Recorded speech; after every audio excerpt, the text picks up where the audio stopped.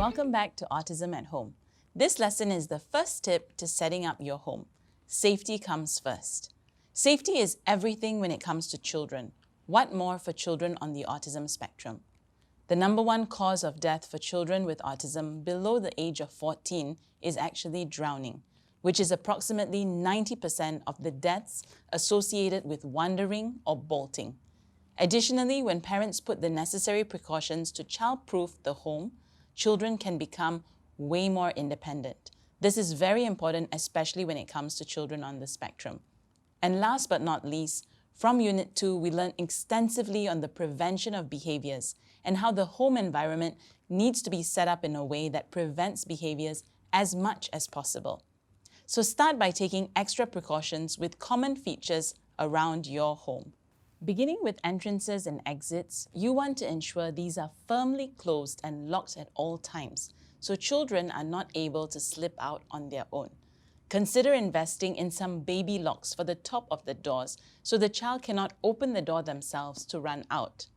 For other doors in the house, like those going from room to room, it's easy for little fingers to get stuck in the doorway. We want to be extra alert when little ones are around doors. Try using a door bumper to line the top of your doors, which can easily be purchased online or at your local baby stores. We would also strongly recommend tempered glass for all windows to prevent them from shattering.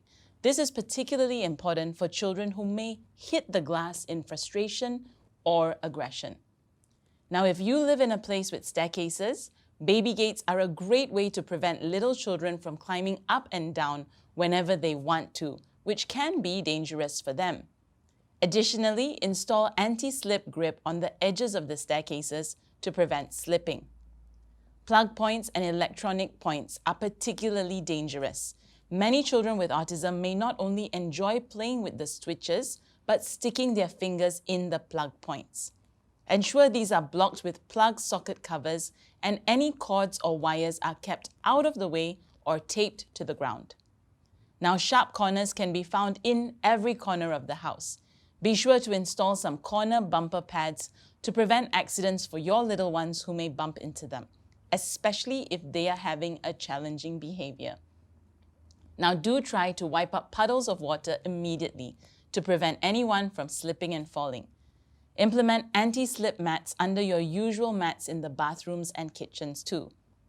Ensure that all fixtures, be it picture frames, mirrors, bookshelves, are firmly fixed to the wall to prevent them from falling on a child. And finally, look out for these high-risk items. Sharp objects like knives and scissors should be kept out of reach or in drawers with child-proof locks. Poisonous items like medicines and detergents should have a child lock on the bottle as well and be kept away and out of reach. Plastic bags are also a choking hazard, so do keep those away too. Consider keeping breakable items locked away, especially if your child may throw or break those items when having a challenging behavior. Don't forget to look out for items with wheels that your child could slip on, as well as small items like coins, buttons, or beads that are not only potential choking hazards, they may even end up nostrils or in ears. If you have hot water taps in the bathrooms or water dispensers, ensure they come with a child lock or put a tap cover on them. Install child locks on drawers, fridges, and finally, keep outdoor play items outdoors. This includes bicycles, basketballs, and scooters. Now, you might already be taking some of these precautions at home, and if you are, good job. If there are any additional tips here that you've missed out, do take the time to install them in your homes. At the end of the day, autism or not, safety comes first for all our children. Now let's talk about specific danger zones to look out for depending on where you live. Firstly, the kitchen. We talked already about keeping those sharp knives out of reach and putting the locks on the drawer and the fridge. Look out for the hot stoves too, or even tablecloths dangling from the table which any child could tug on as they stroll into the kitchen. Secondly, high-rise buildings. Now, if you live in an apartment, please ensure all windows are securely shut and use tempered glass as well. There have been way too many reports of children with autism falling out of windows and balconies, and the easiest preventative strategy if you live in a high-rise building is to have locked grills to prevent any accidents. Thirdly, swimming pools. Ensure that you are always on high alert if you are bringing your child to the pool.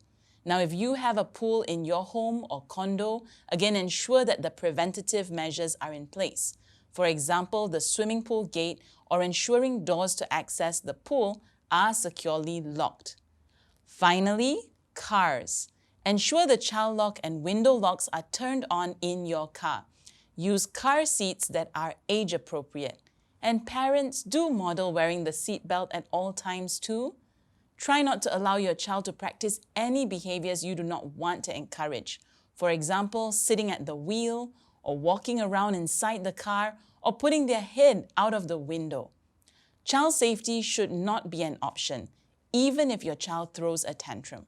In this case, your reactive strategy of extincting the behavior and following through is paramount and could save your child's life. Now, some general preventative health and safety tips.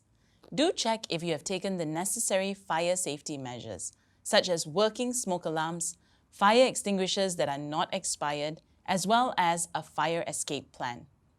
Also, as your children may be more susceptible to contagious illnesses, do practice regular hand washing, the use of hand sanitizer, insect repellent to prevent those mosquito bites, as well as sunblock. We would also recommend to install home CCTVs for general safety and precaution.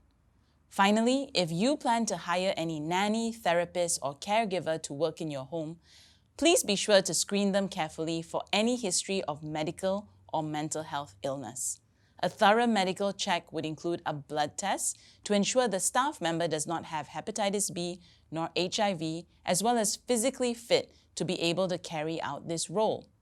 Also, do a background check.